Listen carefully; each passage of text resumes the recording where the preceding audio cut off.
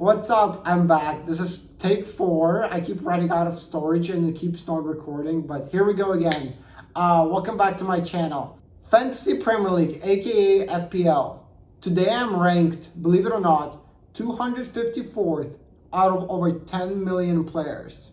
In this video, I want to share a little bit of what my strategy has been this year, resulting in this high rank, covering top 7 things that I have observed I've been doing differently or a little bit differently this year. I want to preface that I am not a pro at all. I have got no clue what I'm doing. I'm just somebody who enjoys playing the game and, watching sports. Me, you know that I've loved Fantasy Premier League in all shapes and forms throughout my life. And I've been pretty dedicated for about now, I would say 12 to 13 years. I used to play back when it was only on Facebook. I would say my greatest achievement so far has been just being top 3 in our mini league over the past 4 years. This is Zach Johnson's mini league, Game of Stones. Shout out Zach. I keep consistently finishing pretty high up. So, but this is a remarkable season. I've always wanted to record a video about FPL. I just didn't know about what. So if it's not now, then when? This will probably never happen again. So to remember these memories down the line, gotta record them and make sure that they're saved. Number 1 is keeping a core of premiums and not rotating between the most expensive players and just keeping them throughout blanks and hauls. I think this is an important one. This is something that I've stuck to this whole year, is having Kane, Salah, and Haaland throughout all year. I do not get any other premiums. There's potential to get KDB and Son, maybe Darwin as a Liverpool striker. But for me, those are the top 3 guys that I've just stuck to this whole season. Yes, you can win some by rotating premiums. I could have brought in KDB for his haul. I could have brought Son for his haul. But for me, the strategy is just to stick it out with my premiums. If we were to take a total points scored, KDB ranks first, Almiron, and then Salah. So still, 2 of the most expensive midfielders are 2 out of the top 3, right? And how I picked between KDB and Salah is actually, I just think that Salah has a higher ceiling. He can score more points on any given night. And also, it gives me a way into Liverpool midfield and attack. So if we were to take a look at strikers, Haaland has 122 points. Kane has 91, and then it's even a bigger drop-off towards the 3rd player. So to me, this shows that over the whole season, premiums will get you returns. So why don't you just stick it with them and their returns will average out. They will still be on top after the whole season. I just don't believe it's worth a transfer between premiums. Number 2 is letting go of non-returners. There's been times this season where I've gotten and done a transfer, but it hasn't been the right move. And I think it's important to move on if you don't think the move was worth it.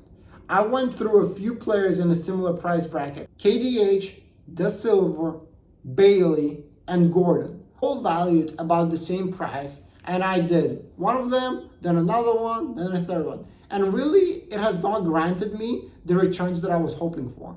So I just moved on to a different player. And this is how I ended up actually just getting to Almiron sooner or later. I had a choice between Almiron and Eze. I just chose to go with Almiron because he had a higher ICT Index score, which I'll talk about next. I like to keep my premiums always there, not rotating, and I just rotate the lower valued guys. Rotate between them, and that's how I've settled on Almiron. And I was lucky picking him. But if I can decide between a player who to bring in, I usually take a look at their ICT Index score. What ICT Index score is a combination of their influence, creativity, and threat. And this is something that Premier League assigns themselves to a player. Honestly, to me, this has been a great indicator of who to get and who to choose if I'm between 2 different players.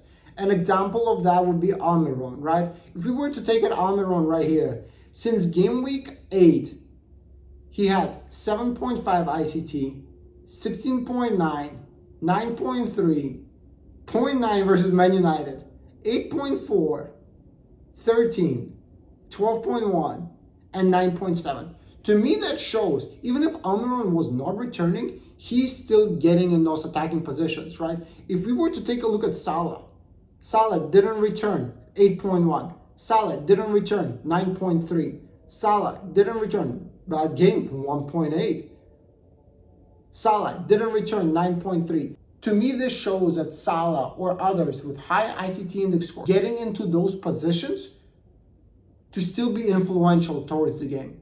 I look at it as like, hey, they're getting in the right position. Maybe they haven't returned yet, but they're more likely to return next week because they're getting in those attacking positions. I think it's important to be early on the next big haul, and by looking at ICT Index and where the players are getting and which positions they're getting into has helped me massively. Number 4 is eye test. Watching matches on TV or even highlights has helped me a lot. Just by seeing the positions that players get into, Bruno Guimaraes last year, everybody said that he's going to stop returning because he's a CDM. But if you were to actually watch their games, he kept getting into attacking positions and his returns weren't going to slow down because he keeps getting into those areas, right? You can see with an eye test where the player is throughout the match and through live footage determine if it's worth bringing them in potentially. Number 5 is not taking any hits. If I take a look at my game week history, on the right hand side over here, you can all see that I've actually only I've taken a hit one time, and that just means I paid for a transfer, and that was in game week 8. Right, in game week 8, I decided to do 3 transfers, and I had to pay for an extra one. I just don't think taking hits is worth it because you're already starting on a negative, and you're already playing catch up immediately. Number 6 is staying away from popular picks and picking differentials, right? It's not always worth it, but there is certain times that it is. I'm not saying to go without Gabby Jesus in the beginning of the year when his ownership is 80%. That's not worth it. You have to stick to some of the templated players. Even last week, when Gabby Jesus returned, he got 2 assists, or 2 weeks ago. He hurt my rank massively. I dropped because I didn't have him, right? Because 50% of the people still have him. In my league, there was a point where Mitrovic and Tony were really popular picks. But I chose to go against them because I wanted to be different, right? And I decided to go for Solanke. And overall, over the season, Solanke is, 9 points away from Mitrovic and 18 points away from Tony in total score. But he cost, 1.5 million less. And I think sometimes that can be worth it. You have to find players that are on the cheaper side, but can a little bit keep up with those players that are more expensive. I do believe Mitrovic and Tony are great players, and they can be great picks in the right team, right?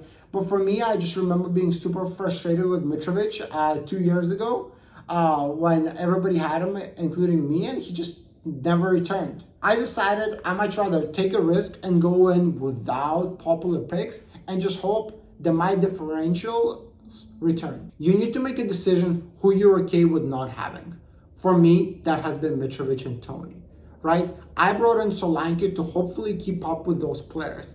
And yes, he's not getting returns week in and week out, but I think he's been a great pick for the price, right? Once again, he cost a little bit less than the other two, and he has kept up his score with those guys that are under 8 million. If you want to be middle of the pack, just stick to the template. It's not super hard.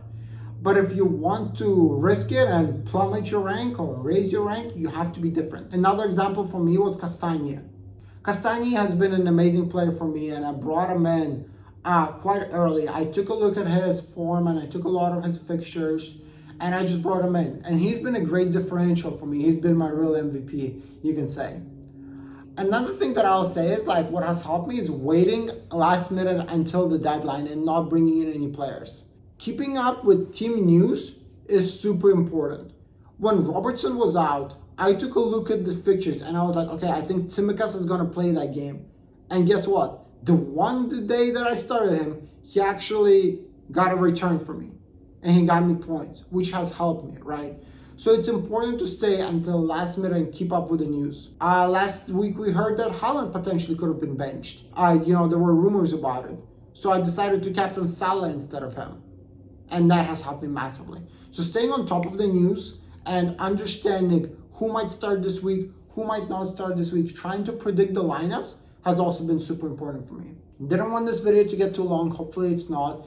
Those are, 7 things. I have a couple of more that I can touch upon in a different video. It's about how my team has been set up, about luck, because you can't get this high without any luck.